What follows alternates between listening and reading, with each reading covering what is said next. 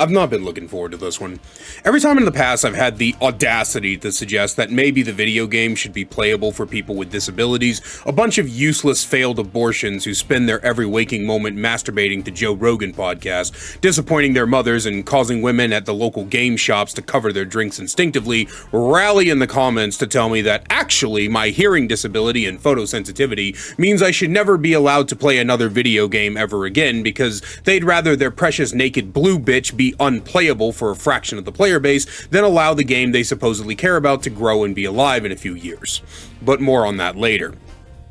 Spirit is a killer who has seen an interesting change over the past couple of years. When I first joined back in the Knights PTB, she was easily the third best killer in the game, hanging out in S tier with Blight and Nurse.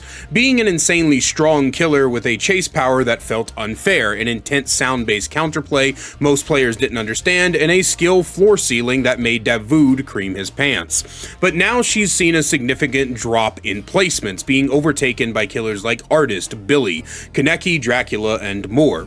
And today we're going to see why that is, as we take a look at everything regarding the Spirit, including her lore, themes, power, gameplay, perks, add-ons, and more. Remember, this is a largely auditory experience, so feel free to throw this on a second monitor, your phone, the office break room TV, whatever the case, and let's take a look at Rin Yamoka, otherwise known as the Spirit. Hi.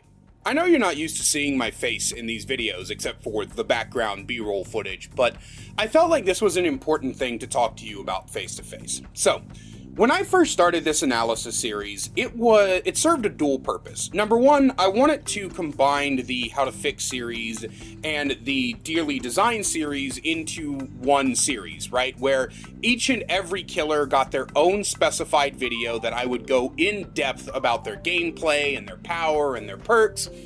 And then it also served as a way for me to check out the lore and thematic design. It was basically an excuse that I didn't have prior to starting the series to go and read all of the lore. Now you might be thinking, well, why did you need an excuse? Well, it's because for the longest time, the only reason I would ever open Dead by Daylight was to use it for content. And because of that, there was no reason for me to read the lore unless I was doing it for content. But a couple of days ago, I watched the Pixel Bush video, the DVD lore, the lore of DVD is falling apart. I'll leave it linked down below. It's a very, very good video. As always, Pixel Bush is a phenomenal content creator, one of my personal favorites. I do think he's severely underrated. I think 55,000 subscribers is criminally low for someone of his insane talent. I think that if you are the kind of person who loves lore in all of its forms, you should definitely watch Pixel Bush.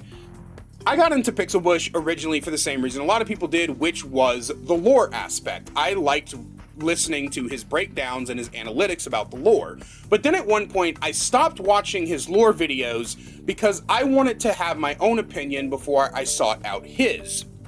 And so between that and basically needing an excuse to open up DVD for anything except content, I decided to start this series and start looking at the lore and other things like that. However, after his video, I went and I decided to do something I had never done before, and I read all the lore. All of it. For killers anyway, not survivors. I read every single killer lore that is currently in this game. I read the compendiums, I read the bios, and at this point, I simply do not think it is worth talking about. The next few videos, here's how the lore sections will basically go. This story is pretty good, but not overtly impactful. It does not have a lot to it, and I can't say much. The thematics are pretty decent, basically fit the character well, and I don't have much to say. That's realistically what the next few videos are going to be. And the reason they're going to be like that is because I don't know what else to say. A deeper lore analysis of each of the killers is probably something that I could do if I took more time to do them. But when you're making a video like this, when you're making these huge videos that are all about looking at everything about a killer, a lot of things can get lost in translation. The reason that the first 3 videos were an hour long were because I was actively doing everything I could to look at everything related to those killers. And so I made a video a little while back in this series stating that I was basically going to be starting over and disconnecting the formula from talking about everything related to the killer to only talking about the gameplay. I abandoned that idea because a lot of people were like, hey, don't start over, that's stupid, what the fuck are you doing? And I was like, you're right, that is stupid, let me not start over, and I did the same thing with the clown. But unfortunately, that same feeling with the clown is the feeling that I've had for the vast majority of killers in this game, that the lore and thematics are just serviceable. They're not bad. Even with the spirit, the video you're currently watching, I do think that the idea that the entity was originally going to take her father, but then saw how pissed off Rin was and took her instead, was really cool, a really neat idea. But I don't know what to do with that. I don't know how to analyze that completely and give you a proper breakdown like I did with, say, the Trapper or the Wraith. It really makes me feel like I probably shouldn't be doing lore and gameplay elements in the exact same video because it makes everything feel too scattered.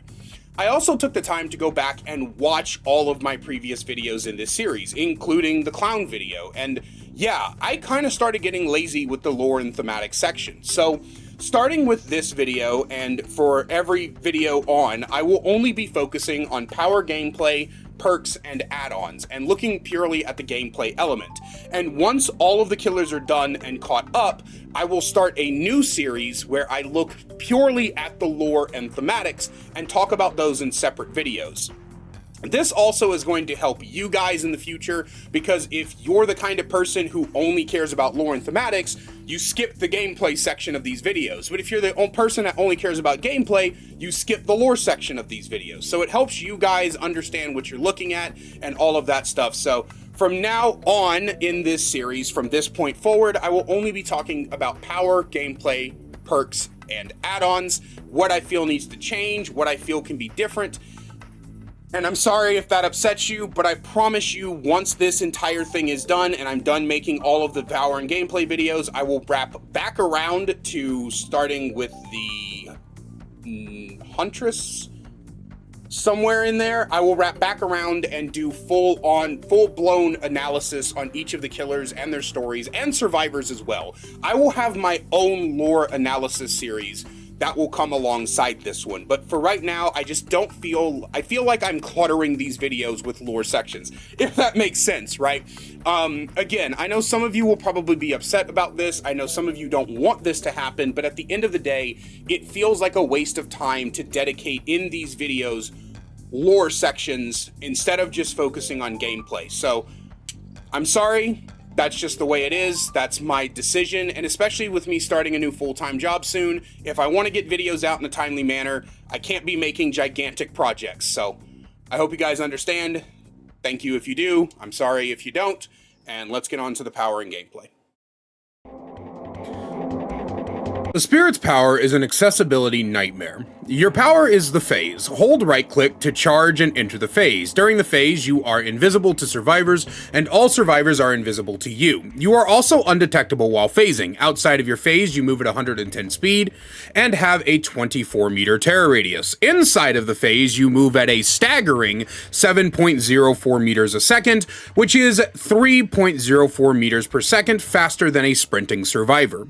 This allows the Spirit to have very fast and efficient chases, assuming survivors don't make it to a safe pallet or god window. Allowing the phase timer to end or letting go of right click brings you out of your phase, allowing you to instantly swing, and the best, or worst depending on who you ask, part is that your phase hits count as M1 attacks, opening an assload of perk synergies unavailable or harder to implement in the kits of most other killers who sit above her on the tier list, but we'll get to that a little bit later. And I think that this is fine. While Spirit's chase is insane, I think removing her ability to M1 with the phase hit would be a massive hit that she doesn't really need. What she does need, however, is for there to be some improvements to the accessibility of her power. Cast your minds back a paragraph and a half ago where I mentioned that both you and the survivors become invisible to each other during the phase. This means that both of you are relying on sound, and not just any sound, directional sound. This means that if you are hard of hearing in any capacity, like for example, randomly off the top of my head, completely deaf in one ear and have been since birth, like your favorite DBD tuber, No, not Otts. Me. I meant me, assholes. Then you'll find both playing as and against this killer to be an absolute nightmare of a time. Now, after hours of practice, I did come up with ways that I can kinda, sorta, maybe a little bit get through playing the spirit, which I have made an entire video about. But that doesn't change the fact that I am playing a significantly weaker version of her simply because of the fact that I can't track audio. I have to rely on scratch marks, which makes her most common counterplay, i.e. walking and move slowly to try and minimize the sound you make, even more effective against someone like me. On the survivor side, however, I regularly die insanely quickly because if the spirit approaches from the right, I'll have no way of knowing and will often get yoinked off of gens, downed while healing, or just straight up be surprised upon rounding a corner while she's phasing for map traversal. It's insane that I lose not because of any lack of skill, but because of a disability I've had since birth. And while in the real world I have developed ways to deal with my disability because I've had 31 years to do so, in the real world I can also stop people who don't know I'm deaf and ask them to respect my disability by making sure that they're on my left side when they talk. However, even if DBD implemented the god-awful idea of a proximity chat, I doubt the spirit player I'm against is going to agree to become conscious enough to always make sure I have significant warning that she's coming. I mean, Big Steve doesn't even warn me before he comes, so why would some random-ass spirit player? So as you can tell, playing against the spirit is horrible for me and people like me. And on top of the lack of warning she's even about to show up, it also makes looping against her way more difficult than it is for other people. You see, many people aren't aware that Spirit's phase sound being directional means you can actually use that to play around her in loops. You know when the spirit is coming from a certain direction because you can hear which direction she's coming from. Most players don't know this, however, because most players use their TV or computer speakers, have music blaring or talking to their friends, or they're wearing Dollar Tree headphones. All these can be rectified by the average person, but there is nothing that I can buy or do to change that I cannot hear which direction she's coming from. If I hear the phase sound at all, I can assume the left or left-ish area, but if she's at an awkward angle, then the sound can come from both sides at the same time, while being louder on the side she's actually coming from, which doesn't help me at all. It's a genuine problem, one that would be solved by adding simple visual indicators for both players, or even making it act more like, say, wraiths and visibility, where both players can see shimmers within a certain range if they look close enough, allowing the spirit to still have this fully counterable dash attack, but allowing people who can't fucking hear well to also play the video game. Outside of all that, let's move on to perk recommendations. Because of your small terror radius and the fact that you spend most of the match undetectable, avoid terror radius perks for the most part. The only one that really works in your favor can be Infectious Fright, because it helps you prevent flashlight and pallet saves, as well as allow you to quickly follow up on a scream if you haven't phased yet. I tend to lean toward M1 perks because they are very good on her. Things like Save the Rapid combo or Starstruck work extremely well. Also, I like info perks because you can use your face to quickly close distances, and outside of that, it's your basic high tier perks that work on most killers. I personally use Strider because of my hearing, but if you can hear well, you don't really need it. Overall, while I can find the objective appeal in Spirit, given that she's not only extremely strong but also can be fun to play, the inherent accessibility issues that comes with the killer make me hate her on that alone. And it sucks because I do feel like she could be in my consistent rotation of killers were it not for the fact that playing as and against her sucks for someone like me. The Spirit's perks are probably some of my favorite perks in the game, not for their individual power, but because each of them has such an amazing synergy with other perks on the roster that they can often be considered cornerstones in some builds. Spirit Fury is one half of the Enduring Fury combo. After breaking 2 pallets, the perk fully charges, and the next time a pallet would be dropped on your dome, it automatically breaks. However, you are still stunned for the entire duration.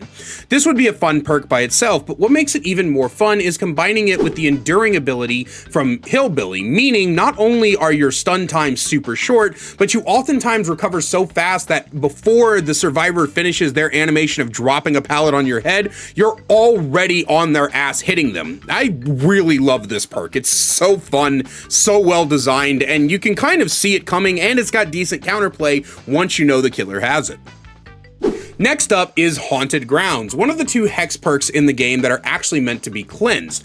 Haunted spawns 2 totems, and when one of them is cleansed, they both disappear and every survivor on the map becomes exposed for 60 seconds. Combining this with Undying causes multiple instances of exposed, and combining it with Retribution, the other hex perk that's meant to be cleansed, means not only do you have the whole squad exposed, but you also know where they are, so you can go down them. I personally thought you could lower the exposed timer to 35 or 40 seconds, then allow the perk to proc twice without the need for Undying, but maybe that's just me. Overall, I really love this perk because I've always loved the concept of trapping my opponents in video games. It's one of the reasons I'm such a big advocate for the trapper to get some meaningful buffs so he's not so shit to play, because then he would truly become one of my mains.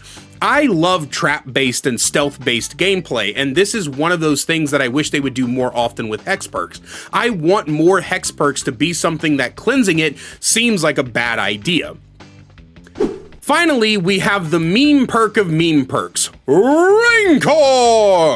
Whenever a generator is completed, you see the location of all survivors on the map, and the obsession sees your aura. When the exit gates are powered, the obsession becomes exposed and moreable regardless of their hook states. Not only is this fucking funny, but also you can put it in a build around perks that swap the obsession around and play a game called Rancor Roulette, which is even fucking funnier. All around, fantastic design, no notes. Finally, we get to the add-ons. Now, I released a poll asking you guys if you wanted me to return to explaining each and every add-on individually like I used to in the old days, or continue with the current format of showing a tier list, and then if any of the add-ons are particularly notable, talk about them specifically. You guys voted for me to keep doing the same, so that's what we're going to do. What surprised me the most about the Spirit is how her add-ons are just really fucking good. The Spirit's power is strong enough on its own, but when you take into account how most of her add-ons buff essentially every bit of the kit, it becomes a bit ludicrous. I'm not saying she should have bad add-ons, I don't think any killer should, but like I've said in the past, I think add-ons become much more interesting and shine much brighter when they add something new or interesting to the power. Unfortunately, all of the devs could come up with for interesting add-ons were ones that give killer instinct when you're already on top of the survivor, or blocking vaults where the husk is, which the survivors will never be near of ever.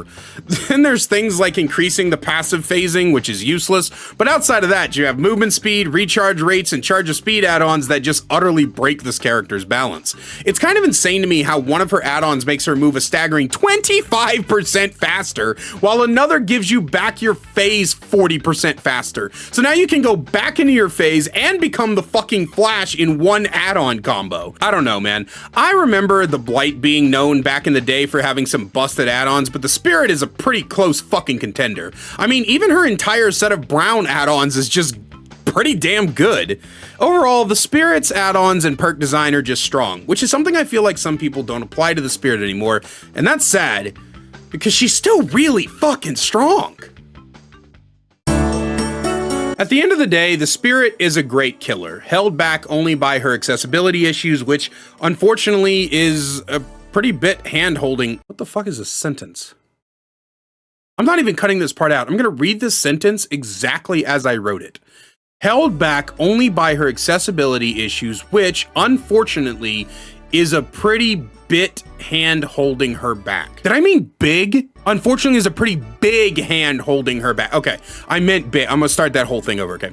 At the end of the day, the Spirit is a great killer, held back only by her accessibility issues, which, unfortunately, is a pretty big hand holding her back. The inability to play as or against her without perfect hearing has me feeling left out and a bit hurt, as I truly do love the look, feel, and idea of this killer. I want to play this killer. I want to play against her. But as it stands, all this pretty amazing design is paywalled from me, not by a lack of finances, but because I owed a genetic debt to whatever freak evolutionary law caused me to be born with permanent nerve damage, making me partially deaf. That being said, I do recommend the killer if those particular disabilities don't affect you, as she is really powerful and a fun killer outside of that. She feels good to control, and phase hits are satisfying. But thank you guys for watching the video, and thank you for sitting through my ramblings. I hope you enjoyed it, and as always, a great big special thank you to my channel members listed on screen now. If you want to find out how to become a channel member today, get awesome perks like seeing videos early, merch discount codes, and more, then please click that join button down below. I love you guys so much, and I will see you in the next one.